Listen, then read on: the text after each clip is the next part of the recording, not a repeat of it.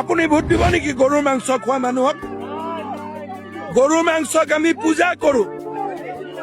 কোনজন সত্ৰাধিকাৰে তেওঁক ভোট দিব? অসমত মাজুলী আছে, কামাখ্যা মন্দিৰ আছে, বটদ্ৰৱা থান আছে। ইলেকশ্যনৰ পিছত কেটেল প্ৰিভেনশ্যন এক্টত দেউতাক মাকৰ ওপৰত মই একশ্যন লৈ আছো। বাকী চব মই মানিম, গৰুৰ মাংস খোৱা মই নামানো। এইটো কোন হয়? কি বাহাদুৰি দেখাই আছে? আমি কি হিন্দু মানুহবোৰ মৰি গলো? অসমত কামাখ্যা মন্দিৰৰ তলত এতিয়া গৰুৰ মাংস হ'ব, মাজুলীৰ তলত গৰুৰ মাংস হ'ব, বটদ্ৰৱাত গৰুৰ মাংস হ'ব। কি কথা কয় এইবিলাক?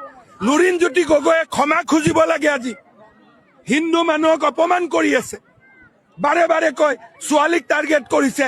আৰে মই পৃথিৱীক টাৰ্গেট কৰিম যদি গৰুৰ মাংস খায়। মই পৃথিৱীক টাৰ্গেট কৰিম। গৰুৰ মাংস নহব। ঈদত ধুবুৰীত গৰুৰ মাংস অনাৰ কাৰণে মই শ্বুট এণ্ড চাইট অৰ্ডাৰ দিছিলো। আৰু আজিকালি মুছলিম মানুহেও মোৰ কথাত গৰুৰ মাংস জেগাত মহৰ মাংস খায়। কি বাহাদুৰি দেখুৱাই আছে? এইবিলাক যোনে ছচিয়েল মিডিয়াত গৰুৰ মাংস খোৱাক ছাপোৰ্ট কৰি আছে নহয়, তেওঁলোকক মই কৈছো কামাখ্যাক অপমান নকৰিব, শংকৰদেৱক অপমান নকৰিব, বটদ্ৰৱাক অপমান নকৰিব, মাজুলীক অপমান নকৰিব।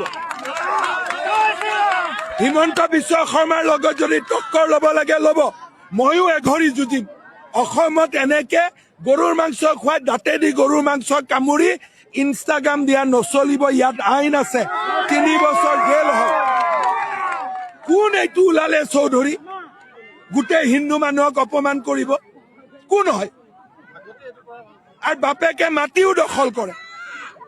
মোৰ সমষ্টিতে ইউনিভাৰ্চিটি আছে, তেওঁৰ বাপেকে মাটিও দখল কৰি কেইদিনমান আগতে মাৰপিট কৰিছে। এইবিলাক বেকগ্ৰাউণ্ড নাজানাকৈ এনেই সমৰ্থন কৰিব নালাগে।